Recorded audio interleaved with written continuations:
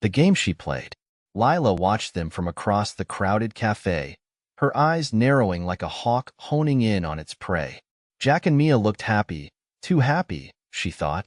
Jack's arm rested casually around Mia's shoulders, and Mia laughed at something he whispered. The sound grated on Lila's nerves. She didn't want Jack because she liked him. Not really. She wanted him because Mia had him, and Mia always seemed to have everything. Lila didn't see herself as cruel, just opportunistic. The perfect life Mia paraded around was asking to be tarnished, and Lila was more than willing to take the role of the storm cloud. The infiltration. It started small. Lila struck up a conversation with Mia in the library, flashing her best fake smile. Mia, oblivious to the venom behind Lila's friendliness, invited her to join their table during lunch. From then on, Lila played her part flawlessly. The supportive friend, the one who subtly noticed Jack's little imperfections and highlighted them in front of Mia. "You're okay with Jack being so forgetful?" she'd ask innocently when Mia mentioned how he always left his wallet behind. Or, "I saw him chatting with that blonde girl from class. She seemed really into him." The seeds of doubt took root faster than Lila expected. Mia's laughter around Jack grew more forced, her smile strained. Meanwhile, Lila turned her charm on Jack.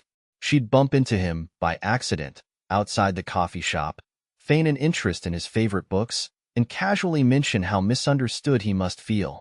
Jack, sensing the cracks in his relationship, leaned into Lila's attention. The fallout. It didn't take long.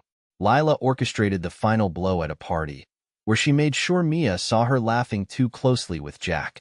The fight between Jack and Mia was explosive, and by the end of the night, they were done. Jack turned to Lila.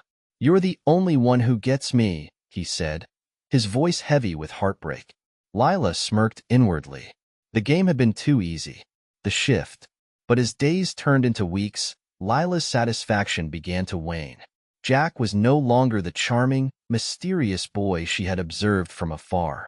Up close, his intensity was suffocating. He texted her constantly, showing up uninvited to her apartment. At first, it was flattering. Then it became unnerving. "You're not like anyone else," Jack would say, his green eyes burning with a possessive fire.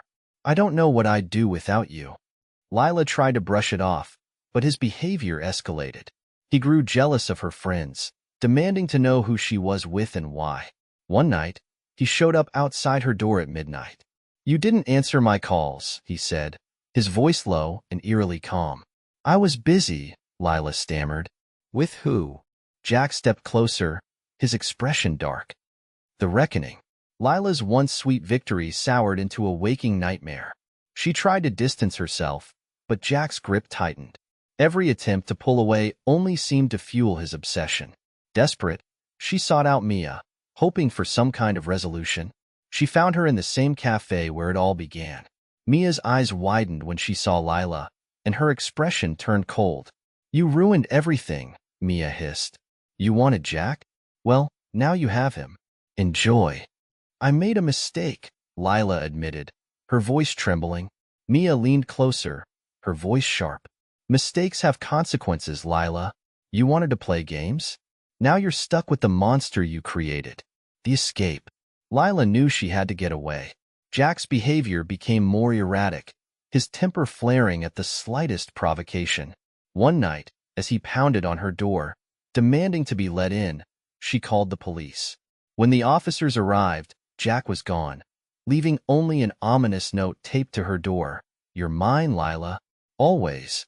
She moved to a new apartment, changed her number, and cut ties with everyone who knew her. But the fear lingered, a shadow that followed her wherever she went. The aftermath. Lila sat alone in her dimly lit room, staring at the empty walls. For the first time, she felt the weight of her actions. She had set the wheels in motion, playing with lives as if they were pieces on a chessboard. But the game had spiraled out of her control.